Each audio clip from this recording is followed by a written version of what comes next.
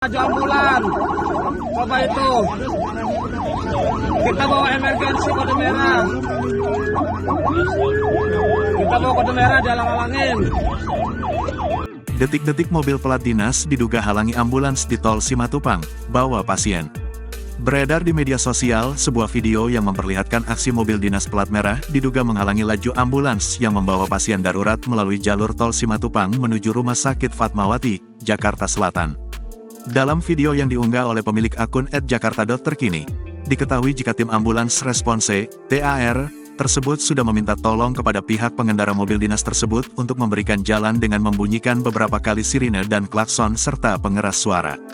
Dalam kejadian yang berlangsung cukup lama tersebut belum diketahui pasti siapa pemilik mobil dinas tersebut. Terlihat beberapa kali sopir ambulan mencoba memotong laju mobil tersebut, namun dihadang oleh mobil dinas berwarna hitam itu. Dilansir dari gridoto.com, menanggapi hal tersebut, Kasat Patwal Ditlantas Polda Metro Jaya, AKBP Ojo Ruslani berikan penjelasan. Menurutnya, ambulans adalah kendaraan yang mendapatkan hak utama di jalan. Aturan ini tertulis pada UU No.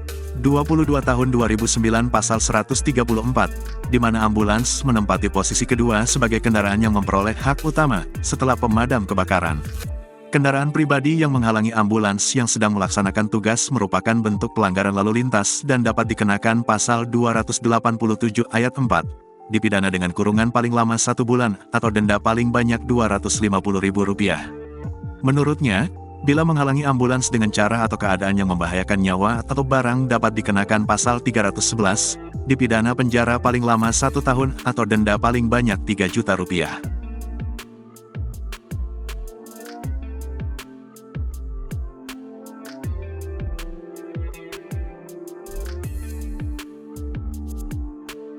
Download Tribun X sekarang, menghadirkan lokal menjadi Indonesia.